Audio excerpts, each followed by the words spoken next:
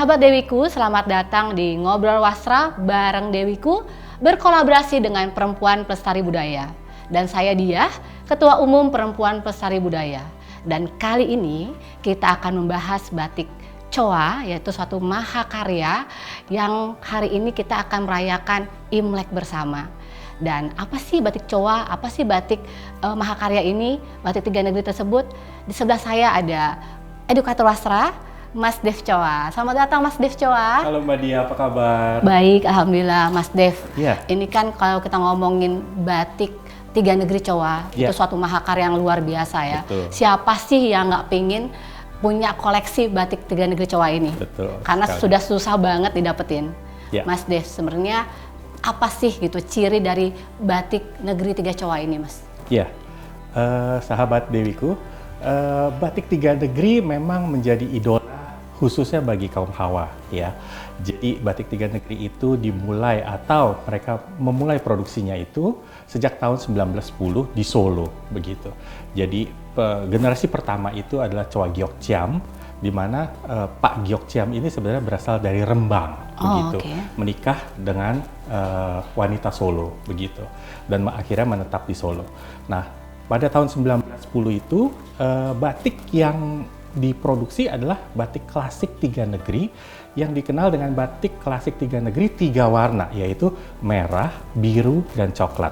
Jadi merahnya itu dari lasem karena memang lasem terkenal dengan warna merahnya itu yang tidak bisa didapat di mana-mana. Iya betul, gitu. aku dengar banget. Lalu kalau birunya itu adalah dari Pekalongan, Iya. begitu, dari warna indigo veranya ya. Kalau zaman dulu itu masih dengan pewarnaan alam. Lalu coklatnya itu soga dari Solo, begitu. Jadi tiga warna tersebut adalah tiga warna eksklusif dan premium pada saat itu, begitu. Nah, kenapa tiga warna begitu? Memang ada filosofinya tersendiri, yaitu kenapa kok tiga warna? Mendengar sedikit historinya atau sejarahnya itu, yaitu diambil dari cerita Samkok, yaitu penggabungan tiga negara di Cina pada saat waktu lalu ya. Jadi ini sebenarnya merupakan satu cerita sejarah. Nah, mungkin pemirsa juga bisa membaca ya mengenai sejarah Samkok ya, penyatuan tiga negeri di Cina begitu. Nah, itulah yang diambil sebagai salah satu unsur dari batik tiga negeri. Itu berdasarkan cerita itu sebenarnya adalah penggabungan tiga warna, yaitu merah, biru, dan coklat yang digabungkan jadi satu dalam satu untayan kain tiga negeri Choa, begitu Mbak Dia. Jadi kan banyaknya orang nggak ngerti gitu ya. Mungkin kita harus mengedukasi juga nih. Ya. Sebenarnya ciri tersebut dari batik tiga negeri itu apa sih Mas gitu loh? Ciri apa, cantingnya seperti apa, itu yang banyak banget orang tuh nggak mengetahui. Bagaimana sih batik tiga negeri itu, karena kan banyak juga ya dari pesisir manapun ada batik tiga negeri. Ya. Betul nggak? Betul. Nah, ciri-ciri yang paling ciri gitu yang identik dengan batik tiga negeri itu apa Mas? Ya. Selain warna. Saya akan ambil kainnya langsung Oke, ya, jadi boleh. kita bisa bercerita melalui kain. Jadi ini adalah batik tiga negeri klasik. Ya, saya akan buka. Ini tiga negeri klasik batik awal yang dibuat oleh keluarga Choa Gyokcheam ya, atau keluarga Choa. Ini Jadi suatu mahakarya banget ya Mas. ya, betul. Jadi warna coklat yang tadi saya sebutkan, warna coklat di sini adalah warna coklat dari Soga Solo. Merahnya ini dari merah lasem, dan birunya ini adalah biru dari Pekalongan. Jadi semua ini adalah tiga warna yang tadi yang seperti saya jelaskan begitu.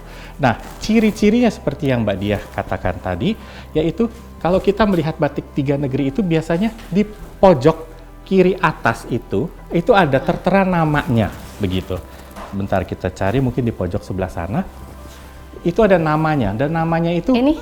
betul ya, di situ. Jadi tertera di itu ada namanya, yaitu dari Nyonya Choa apa gitu, karena batik tiga negeri Choa ini itu ada 8 pembuat begitu, dan 8 pembuat itu adalah dari eyang, anak, dan cucu begitu. Jadi masing-masing mereka itu memproduksi batik tiga negeri, karena balik lagi tadi dimulai dari tahun 1910 begitu.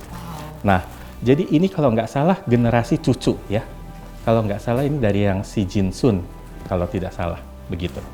Nah, jadi keindahan dari batik tiga negeri ini, pertama kalau kita lihat ciri-ciri khasnya adalah tepiannya ini ada 3 baris.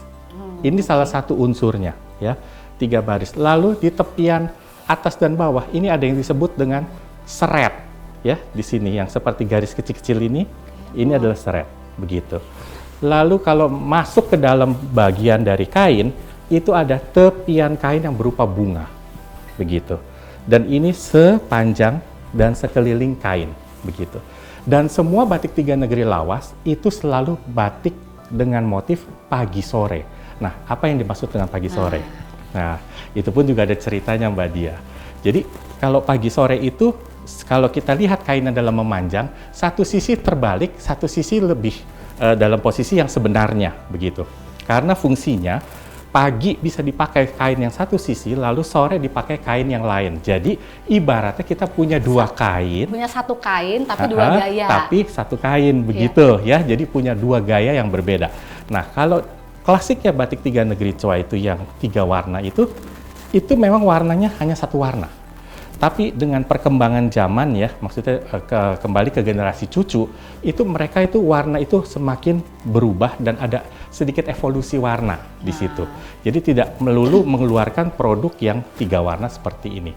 Nah, cuma kan karena cerita batik 3 negeri Choa ini kan sangat panjang ya, jadi kita akan membahas yang secara umum dan yang mudah dimengerti oleh pemirsa sekalian, begitu.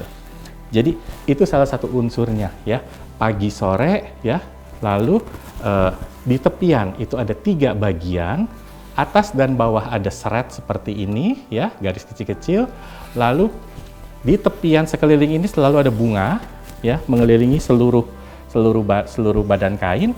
Dan di tengahnya itu penuh sekali dengan ornamen, ya. Jadi dari buketan, burung, unggas, dan lain sebagainya. Buketan tuh apa sih? Nah, banyak yang nggak tahu tuh. Oke. Sisi kiri makanan Mas banyak sekali nih buketan. Coba Betul ceritain sedikit sekali. Mas. Mungkin Ya. kita buka dulu satu ya. Boleh.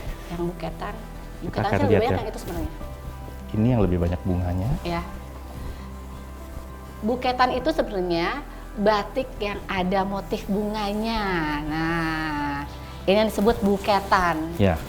Jadi buketan itu unsur kata dari bouquet. Jadi hand bouquet sebenarnya itu ada sedikit percampuran dengan Eropa, makanya disebutnya dengan buketan atau bouquet. Nah, umumnya buketan ini adalah ciri-ciri dari batik peranakan pesisir pantai utara Jawa. Jadi seperti Pekalongan, Cirebon, dan lain sebagainya, begitu. Nah, tidak ketinggalan juga di batik 3 negeri ini selalu menggunakan buketan, ya. Jadi unsur bunga-bunga seperti ini, dan bunganya itu beragam sekali. Di tiap generasi bunganya itu berbeda. Jadi kalau misalnya di generasi yang lebih awal, bunga-bunganya itu lebih memakai bunga-bunga tipe-tipe Eropa. Jadi seperti rose, ya, mawar, terus udah gitu ada lili, ada crack lily, lalu ada tulip, lalu ada bunga-bunga seperti apa? Melati yang kecil-kecil itu ya, yang biasa untuk pengantin di zaman waktu itulah gitu kira-kira. Nah, hal-hal seperti itu tuh menghiasi generasi yang lebih awal begitu. Jadi beragam sekali gitu. Dan namanya buketan itu memang adalah unsur bunga yang memanjang seperti ini begitu. Dan biasanya di buketan ini juga ada kayak kupu-kupunya, bisa dilihat ya Mas. Pasti, ya. Terus ada binatang-binatang kecilnya juga. Ya, betul. Jadi itu adalah unsur dekoratif dari satu kain. Kalau batik 3 negeri itu selalu mempunyai unsur unggas, mempunyai unsur tanaman bunga, mempunyai unsur serangga seperti kupu-kupu, kadang-kadang ada capung gitu, ada hal-hal seperti itu. Lalu di isennya itu penuh tapi masih menggunakan isen Jawa begitu. Nah, itulah salah satu keistimewaan dari batik peranakan 3 negeri Choa Solo, itu tidak meninggalkan tanah aslinya membatik begitu. Jadi dia tetap menggunakan isen-isen yang memang digunakan di Solo pada waktu itu. Jadi ada kawung ya, terus udah gitu ada galaran ya. Jadi tetap masih dipakai, ada cecekan, itu semua dipakai begitu. Jadi itu tidak ditinggalkan. Jadi itu salah satu keistimewaan bahwa walaupun pencampuran 2 budaya, tapi tidak meninggalkan sejatinya batik Indonesia atau batik Jawa ya begitu. Aduh, coba ya. Bisa dibayangkan begitu mahakaryanya. Nah Mas, kurang lebih berapa lama nih pembuatan dari batik tiga negeri rata-ratanya? Nah, kalau aku bertanya dengan generasi cucu ya pada waktu itu, penyelesaian satu kain itu bisa sekitar 4-5 bulan, tergantung dari seberapa rumitnya kain tersebut, begitu. Nah, tentunya kalau kita berpikir, wah, kalau satu kain 4-5 bulan, artinya maksudnya berapa banyak yang diproduksi. Nah, ternyata itu banyak sekali, Mbak Diah, gitu. Jadi, mereka mempunyai karyawan yang cukup banyak pada waktu itu. Jadi, bukan berarti satu rumah batik itu hanya memperkerjakan 10 orang, dan sebulan hanya menghasilkan mungkin 4-5 kain, ternyata tidak, begitu. Jadi, mereka punya satu sistem siapa mengerjakan siapa, dan yang bagian membatik, bagian mewarna, dan lain sebagainya, begitu. Tapi dalam pengerjaannya yaitu sekitar 4-5 bulan, begitu. Nah, sahabat Dewiku, seringnya kali ya kita dengar gitu, kok batik tuh mahal banget sih gitu. Bener nggak sih? Padahal kalau tahu prosesnya, coba dibayangin deh. Misalnya ada harga batik 1.200.000, dikerjakannya 1 tahun. Kebayang nggak 1 bulannya berapa, Mas? Nah, biasanya sih kalau dikerjakannya 1 tahun, mungkin lebih dari 1 juta ya, Mbak Betul. Dia, ya. Kadang-kadang orang nggak memahami gitu. Betul. Kita nggak mau 6 bulan aja, Mas, tetap murah sebenarnya. Karena batik ini kalian tidak akan mendapatkannya sama. Betul. Karena ini langsung dikreasikan dengan tangan. Jadi nggak akan ada yang sama, walaupun sama nih satu, tapi tidak akan sama 100% karena bukan pabrik. Nah, ini yang suka orang-orang tuh suka lupa gini. Di toko orange harganya nggak segitu, ya nggak? Nah, ini yang kita harus edukasi juga, Mas. Kalau yang namanya batik itu adalah dilakukan dengan canting. Kalau yang di meteran itu adalah kain bermotif batik, gitu. Jadi itu bukan batik. Bukan batik, nah, ini yang harus kita gaungkan ya, Mas. Bagaimana suatu mahakarya ini, kenapa harganya sampai pakai juta atau misalnya 600.000 ke atas, itu bukan hal yang buat kami yang mengerti prosesnya, itu ada yang buat aku murah ya, gitu loh. Karena tidak sebanding dengan proses yang dilakukan. Nah, sahabat Dewi, sedikit juga mengenal batik Coa, kita juga pengen tahu nih, Mas Dev, gitu kan. Nah, sebenarnya kan batik peranakan ini pas banget ya digunakan untuk Imlek, bener nggak sih, gitu? Betul sekali. Nah, kebetulan sebenarnya sahabat Dewiku banyak sekali orang yang bisa tahu gitu, maksudnya tahu tentang kebaya gitu ya. Kebaya selalu kebaya Kartini, kebaya Kutu Baru gitu kan, kebaya Nona gitu, None ya gitu. Nah, ada nih kebaya yang sedang tren saat ini. Nah, kebaya yang tren saat ini tuh ketika Dian Sastro pakai di Gadis Kretek. Nah, ini kebaya janggan namanya. Loh, lihat hari ini saya menggunakan kebaya janggan. Nah, kebaya janggan ini kan sebenarnya hampir sama ya, Mas. Kurang lebih mirip dengan congsam. Kalau dilihat dari kerahnya memang mirip sekali ya. Dia dengan ukuran yang lebih tinggi ketimbang kebaya Kartini atau kebaya peranakan bahkan. Begitu, karena memang dia agak sedikit beda. Jadi kalau kebaya janggan itu sebenarnya punya historik yang panjang, mungkin kita nggak bisa sharing di sini ya. Tapi kalau dilihat dari segi bentuk rupanya, memang kebaya janggan ini sangat cocok memang dipakai untuk dalam event seperti ini, begitu. Dan umumnya kebaya janggan itu adalah berwarna hitam. Itu adalah aslinya. Dan kalau menelusuri sejarahnya itu kan kebaya janggan itu dimulai dari tahun 18 sekian ya, jadi udah cukup panjang sekali begitu. Tapi sangat cocok, maksudnya kalau misalnya dipakai, digunakan untuk sebagai padu padan ya, dalam berbatik.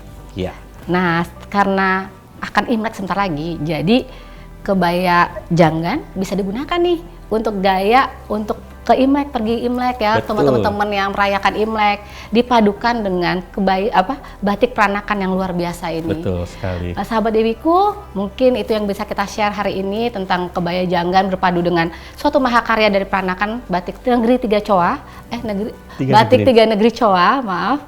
Dan ini merupakan salah satu batik yang menjadi kolektor para peminat batik ya, Mas, gitu. Karena batik ini sudah tidak diproduksi lagi dan kami bangga banget bisa menggunakan ini sebagai warisan Nusantara.